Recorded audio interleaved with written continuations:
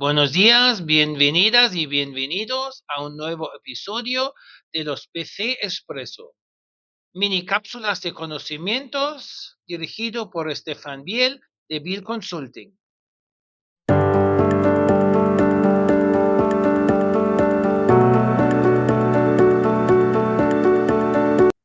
Buenos días a todos y todas y bienvenidos de nuevo al BC Expreso, el BC Expreso número 58.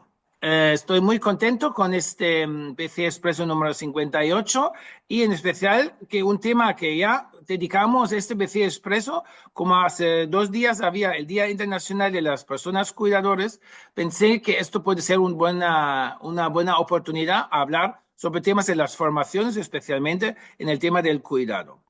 Y como hay ya un cambio dentro de los cuidados por los nuevos perfiles, el cambio demográfico, buscando profesionales, etcétera, y no solo aquí, ¿no? Si nos encontramos en todo el mundo que están buscando, pensé que esa es una buena oportunidad hablar y conversar sobre este tema y por eso lo he invitado a Sandra Márquez Racero. Sandra, muy buenos días y muchas gracias por estar aquí con nosotros.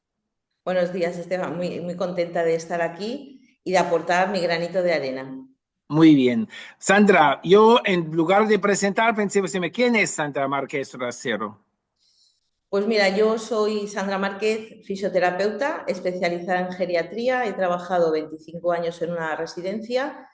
Me entró el gusanillo de la formación, de aportar un poco a los nuevos profesionales, pues esa parte práctica, teórica, pero práctica de haber trabajado esos años, porque realmente pues mi profesión me ha encantado.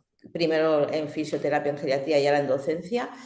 Y ahora pues estoy dando formaciones, certificados de profesionalidad en profesionales de atención directa, lo que habitualmente conocemos como los gerocultores, pero claro, como también trabajamos con personas con discapacidad o en estado de discapacidad, pues creo que es más profesional hablar de profesional de atención directa para diversificar un poco pues todo el sector en el que un profesional de los que formamos puede trabajar.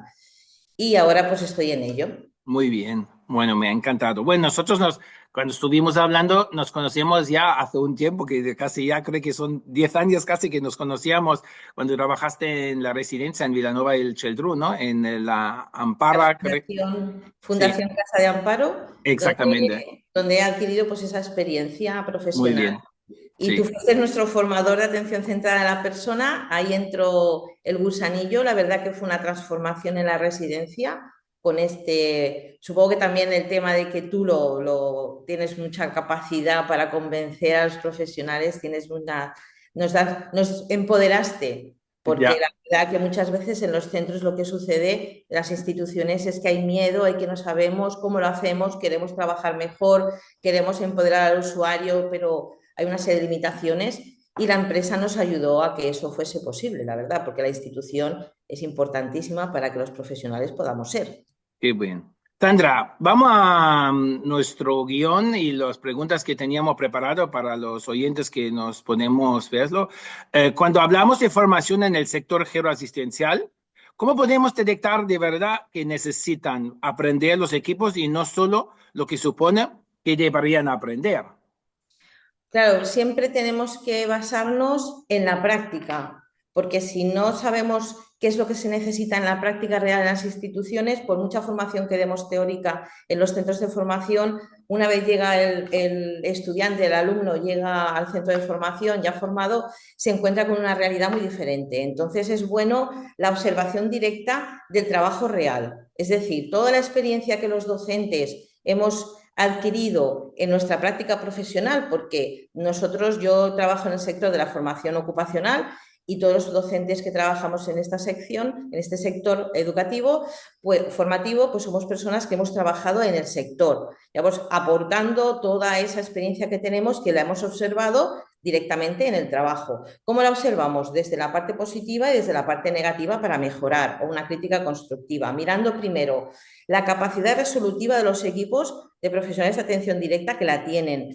las alternativas de los protocolos que las individualizan y los pocos recursos que a veces se encuentran en las instituciones los reconvierten para trabajar mejor. Eso lo aportamos a la formación. Y por otro lado, todo lo que es automatismos, puntos críticos, praxias que pueden mejorar, son las que tenemos que tener en cuenta para la hora de cuando explicamos los protocolos, ver esas cositas que nos pueden suceder en el trabajo, que están pasando en la actualidad y que así el profesional puede mejorar. Luego, lo bueno que tiene el sector es que ahora los certificados de profesionalidad, con la nueva ley de la formación ocupacional, pues han pasado a ser un grado C dentro de la formación profesional, que esto da cierta categoría a la formación aparte. Ya estábamos, no quiero decir que es que no estuviésemos bien haciendo el trabajo, pero igualmente todas las cosas positivas o mejorables pues ayudan al sector, y por otro lado también tenemos los ciclos medios.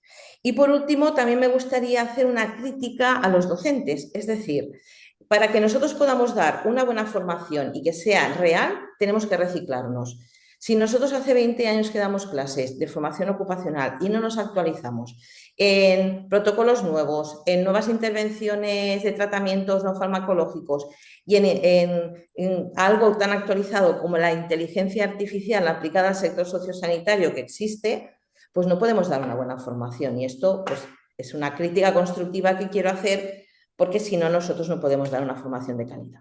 Creo que eso es lo que dices tú, va junto a todo el cambio, ¿no? Que estamos viviendo. El cambio de un sistema, un concepto, modelo de trabajar a un nuevo concepto también por demanda de los profesionales, por los perfiles nuevos que vienen por el cambio demográfico. Yo siempre lo digo, no es porque los anteriores eran malos o mejores o los vienen son peores o mejores ahora, que es porque estamos en un cambio donde la sociedad está cambiando cada vez más heterogéneo y cambiante. Y yo creo que eso es la dificultad de esta forma. Si yo lo pienso, aunque se hablan de cada vez más el cuidado es más humano, pero ¿qué tipo de formación crees que ayuda mejor a impulsar este cambio de mirada de los profesionales? Creo que uno lo dije es igual, es el del cambiar la categoría, ¿no? Creo que eso sí, seguro que es algo allá, pero yo creo que va también, pienso yo, más allá en definir más competencias y habilidades hacia el cuidado basado en la evidencia, como yo estoy fomentando mucho en este sentido, porque creo que hoy en día con las personas que tenemos que atender en la dependencia o en el sector, que dice que es más amplio, no solo temas residencial, ¿no? Creo que cada vez más requeremos más competencias y habilidades al personal. Pues sí, primero una visión que ya ha cambiado hace un tiempo, pero que tenemos que fomentar que cambien más centros, porque creo que tenemos que actualizarnos más en el sector a nivel institucional, es el pensar que ya no hacemos un servicio a un usuario o a un residente. Nosotros estamos acompañando en el final de la vida de esas personas y las tenemos que tratar, tenemos que ayudarlas, asistirlas siempre desde ese punto de vista. De esa manera humanizamos el cuidado, porque si yo pienso que estoy dando un servicio, me guío solo en las técnicas, protocolos que he aprendido, que las tengo que hacer, que es verdad que están basadas en evidencia científica, en el Colegio de Enfermería que nos ha dado todas esas herramientas para trabajar de calidad, pero yo le quito ese componente humano porque no estoy pensando que estoy tratando a una persona. Y ellos están, en el caso, bueno, tanto en residencia de personas mayores como en residencias que en personas con discapacidad, estamos atendiendo a personas que están viviendo allí, son sus casas. Ese concepto que incorporó la atención centrada a la persona desde hace unos años, en unas residencias sí que se está viendo y en otras no tanto. Entonces, desde la formación lo que hacemos es impulsar ese cambio directamente desde las personas nuevas que ya llegan a trabajar.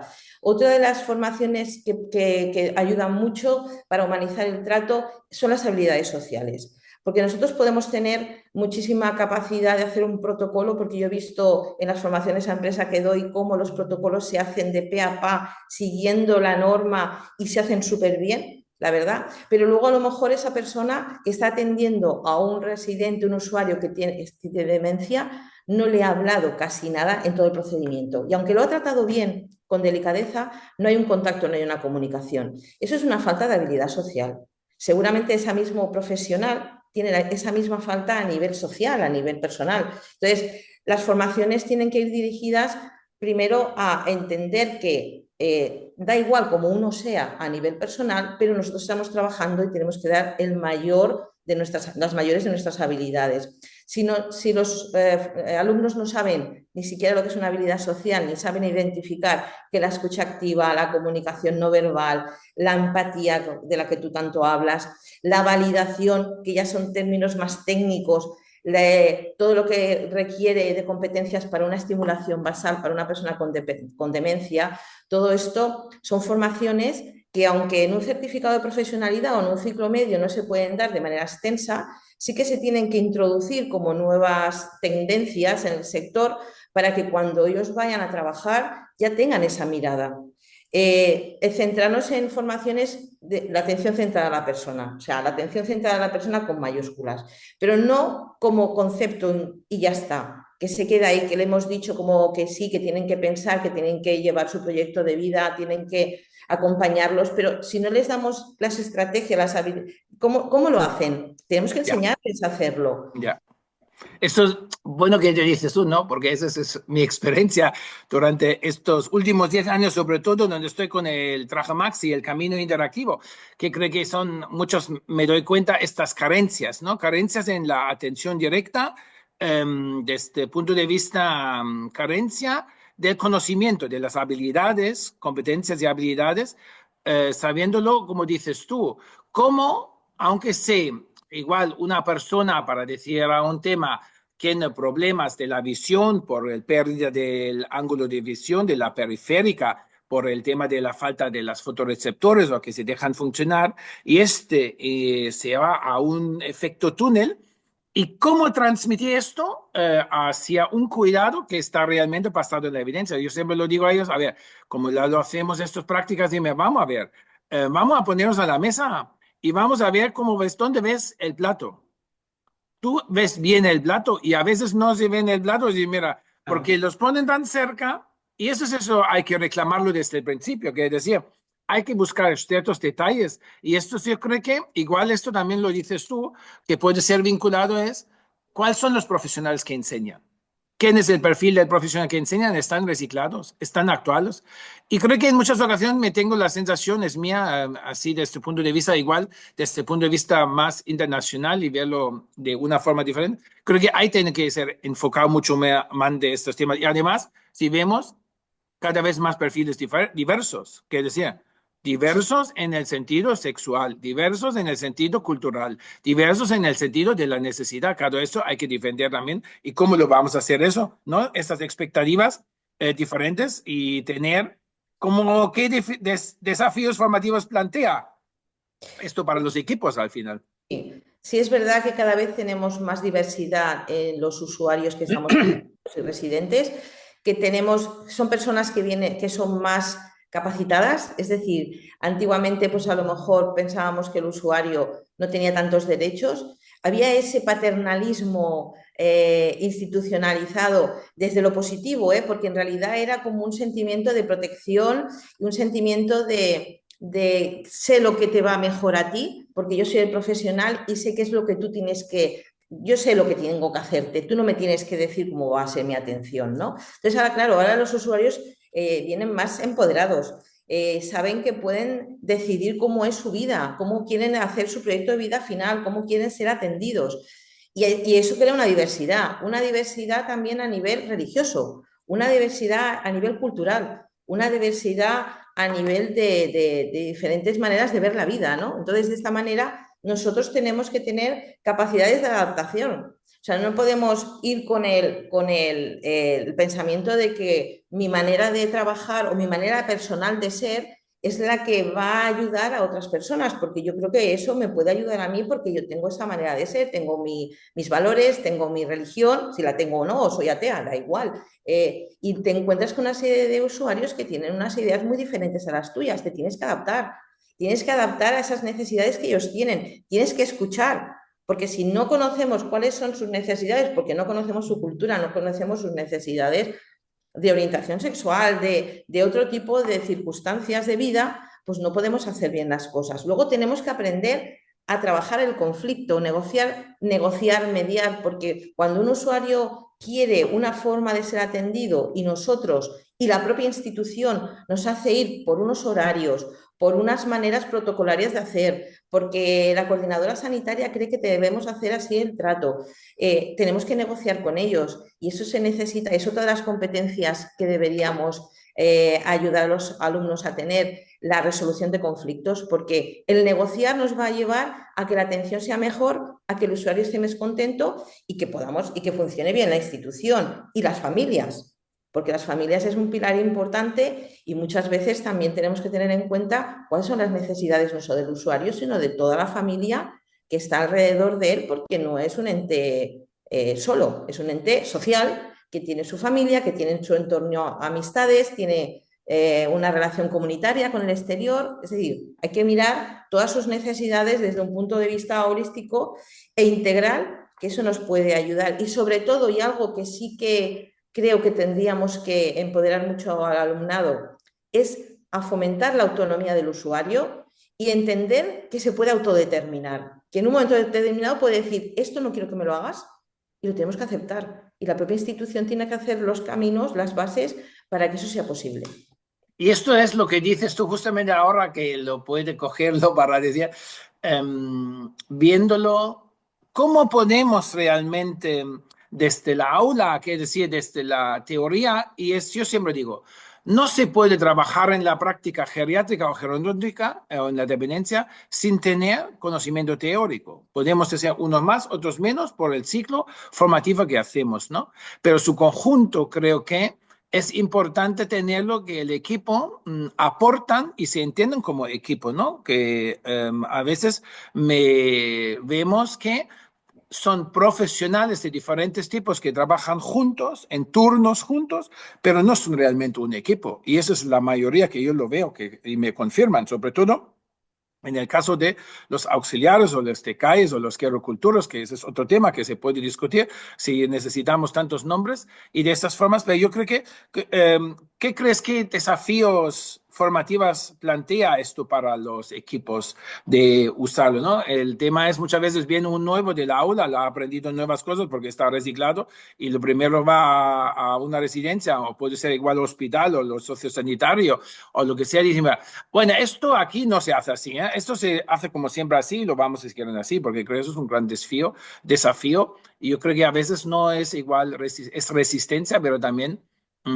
conocer carencias propias, porque no te has reciclado. Lo que dijiste tú antes, el profesorado también son los gerocultoras o los auxiliares mismos, o los técnicos, que hablamos técnicos en el sentido de los universitarios.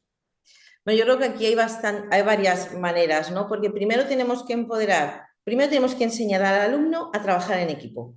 Y eso es difícil. Quiero decir, incluso hacemos dinámicas de metodologías de trabajo en el aula y se crea ahí ya conflictos negativos, porque el conflicto muchas veces es positivo para poder solucionar cosas que surgen en el aula, pero hay veces que se enquista porque no se sabe trabajar en equipo. Para trabajar en equipo, y eso pasa en las instituciones, o sea, es algo que pasa a nivel social. O sea, la persona se ha vuelto muy individualista y generalmente el ego y la manera de pensar profesionalmente se ve como cuestionada cuando otra persona piensa diferente a ti, a nivel profesional. Yo hablo a nivel profesional, ¿no? Entonces, para trabajar en equipo hay que igualmente tener habilidades sociales, porque tenemos que escuchar al compañero lo que aporta para saber si realmente porque a veces estamos diciendo lo mismo con otras palabras y no llegamos a un consenso.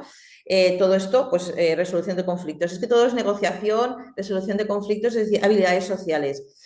Primero, empoderarlos, formarlos, perdón, en el aula. Por otro lado, las propias instituciones tienen que, no sé si utilizar, no es la palabra, porque yo no puedo utilizar una palabra como una obligación, ¿vale? Pero hay que facilitar, estimular, hay que facilitar en el entorno laboral que el profesional pueda acceder a formaciones, y a veces no acceden porque no están dentro de su horario laboral.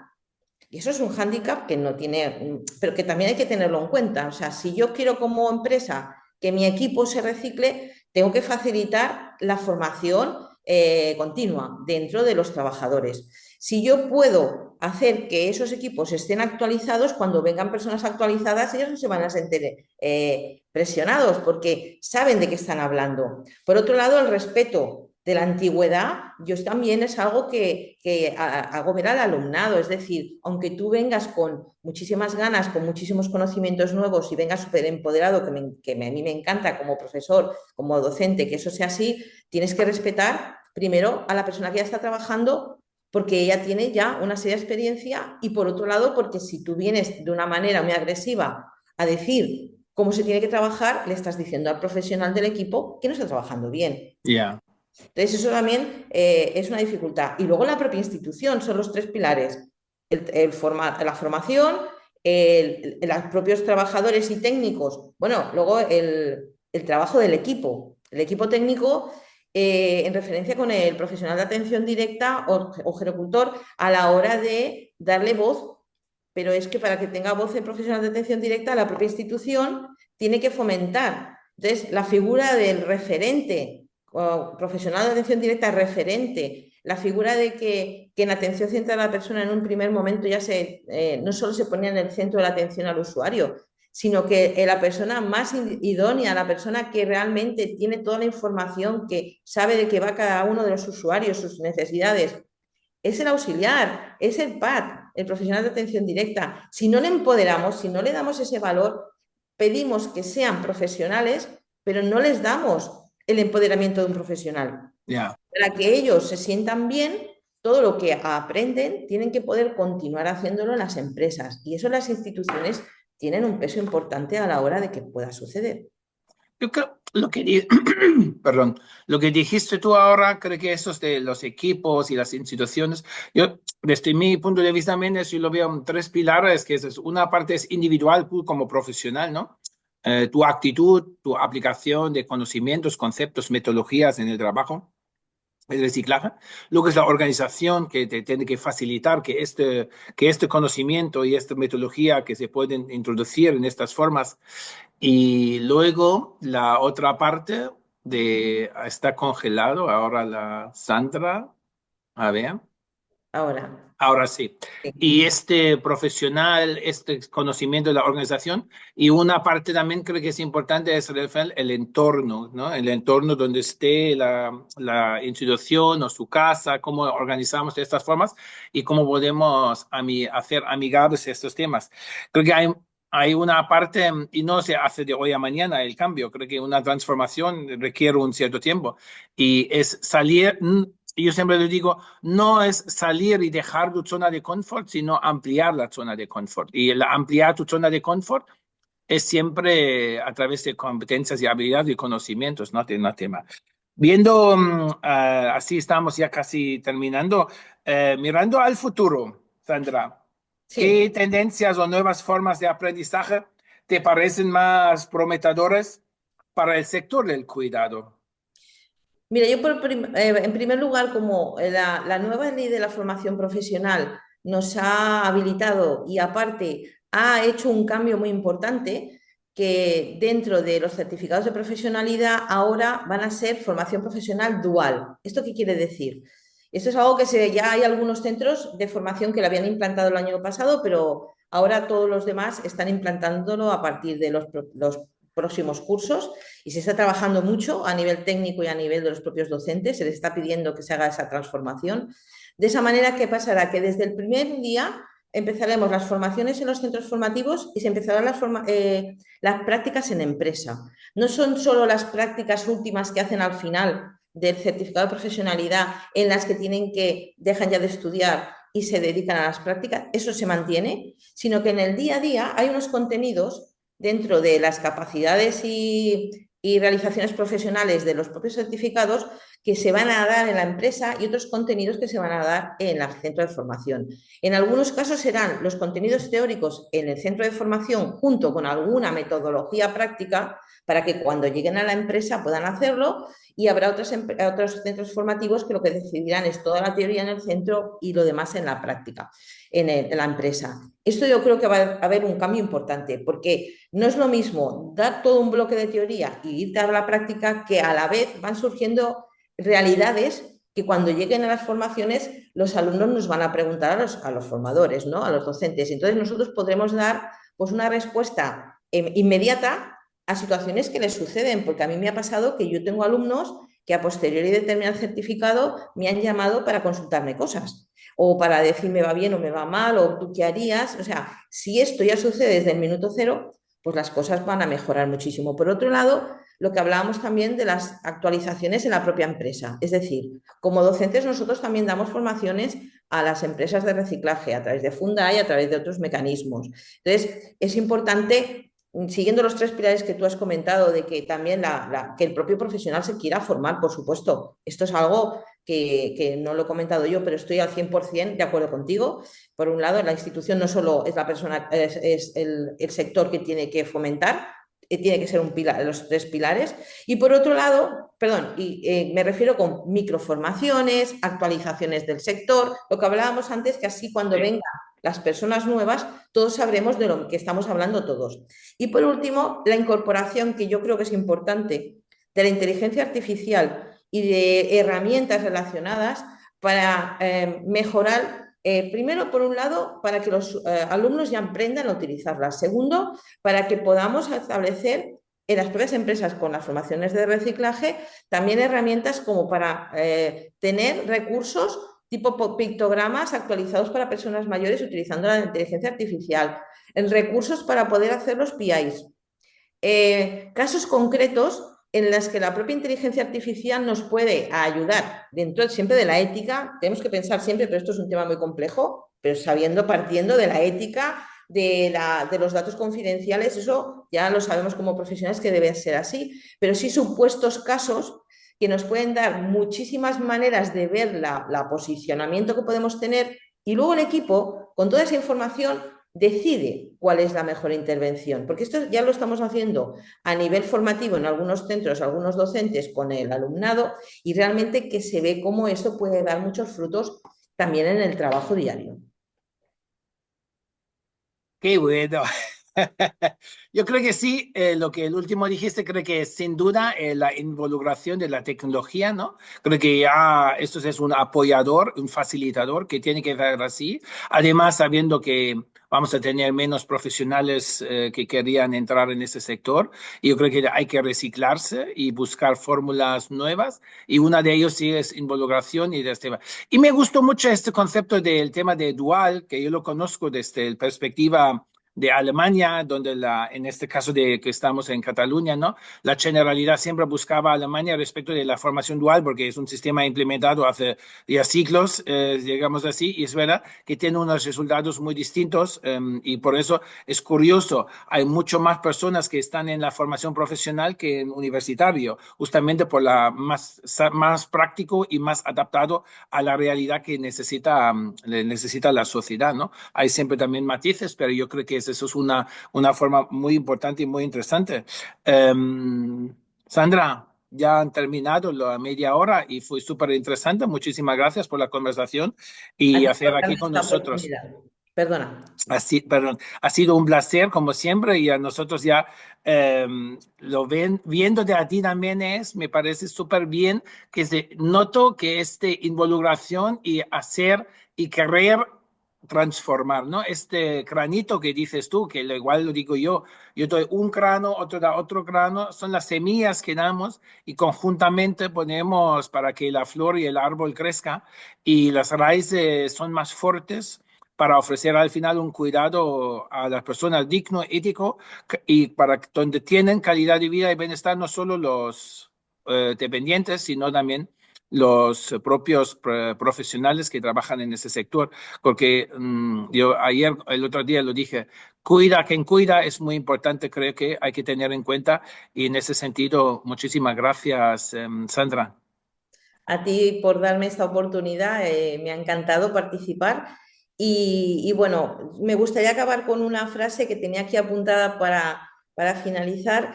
Eh, para mejorar el cuidado en dependencia, sea personas mayores o personas en situación de discapacidad, tenemos que pensar que cuando estamos trabajando, lo que tenemos que transmitir al alumnado es que estamos a disposición de ellos. Es decir, muchas veces esa visión no la se tenía, pero nosotros ahora mismo estamos a su disposición para facilitarles la vida. dentro de que tenemos la técnica, dentro de que tenemos los conocimientos técnicos para poderlo hacer lo mejor posible, desde el respeto mutuo, eso sí, o sea, tenemos que respetar, los nos tienen que respetar, pero siempre a su disposición lo que necesiten y les vamos a trabajar, les vamos a tratar, trabajamos, pero les vamos a tratar para que esos últimos años de su vida o esa vida en una situación diferente, de diversidad funcional, que sea la mejor, con felicidad, con cariño, con aportaciones positivas siempre. Muy bien. Y eso me lleva al último, también me acuerdo una frase de Einstein que dice, si quieres resultados distintos, no hagas siempre lo mismo. Y así, esto es el cambio de la transformación.